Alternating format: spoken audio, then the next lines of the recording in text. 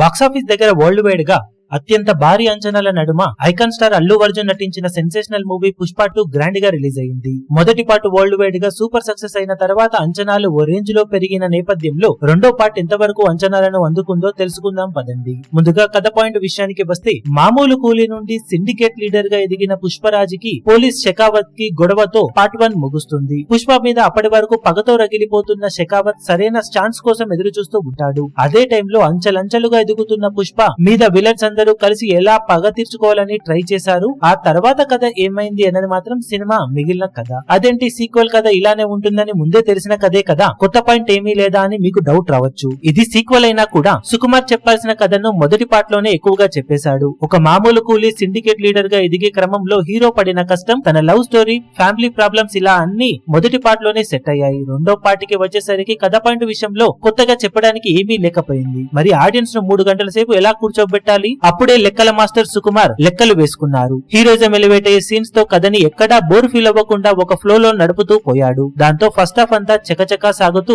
Interval episode ఓ range లో high ఇస్తూ సాగి సెకండ్ హాఫ్ పై అంచనాలు పెరిగిపోయాయి. ఇక సెకండ్ హాఫ్ స్టార్ట్ అవ్వడం 30 గంట ఎపిసోడ్ అంతే ఫాస్ట్ గా సాగుతూ ఆకట్టుకోగా, అప్పుడు గంగమ్మ తల్లి జాతర ఎపిసోడ్ రావడం ఆ సీన్ అంతా మరో ట్రాన్స్ కి వెళ్లిపోయేలా చేసి ఆడియన్స్ కి అప్పటి వరకు ఉన్న అంచనాలను ఓ రేంజ్ లో పెంచేస్తూ ఓ రేంజ్ కిక్కిస్తుంది. ఆ తర్వాత మరో విలన్ ను పరిచయం చేస్తూ సాగిన కథ కొంచెం ఫ్లో తప్పినట్లు అనిపించిన డైరెక్టర్ గా సుకుమార్ ఈసారి కథ పరంగా కాకుండా స్క్రీన్ ప్లే తో ఫుల్ మార్కులు కొట్టేసి సినిమాను నిలబెట్టాడు. ఇక అల్లు అర్జున్ తన పర్ఫార్మెన్స్ తో నట విశ్వరూపం చూపించాడు. పుష్ప పాత్రలో లీనమైన Allu Arjun heroism, action, sentiment ఇలా అన్ని సీన్స్ తో దుమ్ము దులిపేశాడు. ఒక్క జాతర ఎపిసోడ్ తన కెరీర్ లో ఎప్పటికీ నిలిచిపోయే రేంజ్ పర్ఫార్మెన్స్ తో ఆకట్టుకుంటుంది. రష్మిక తన రోల్ వరకు ఆకట్టుకోగా, ఫహద్ ఫాజిల్ పర్వాలేదనిపించేలా నటించాడు. మిగిలిన యాక్టర్స్ అందరూ కూడా తమ తమ రోల్స్ లో పర్వాలేదనిపించే నటనను కనబరిచిన ఇది పూర్తిగా Allu Arjun one man show.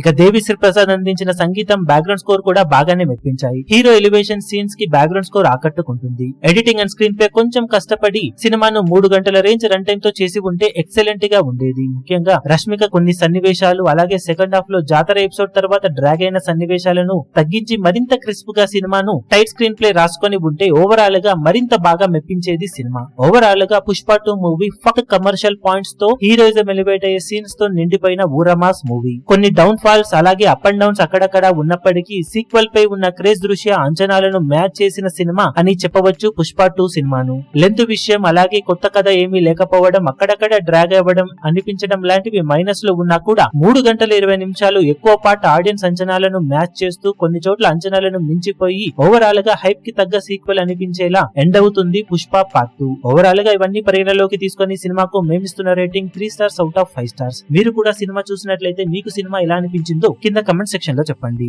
ఈ వీడియో మీకు నచ్చినట్లయితే లైక్ చేయండి, షేర్ చేయండి, ఛానల్ ను సబ్స్క్రైబ్ చేయడం మాత్రం మరవకండి. ఏ చిన్న అప్డేట్ ను మిస్ అవ్వకూడదు అనుకుంటే బెల్ ఐకాన్ ను ప్రెస్ చేయండి.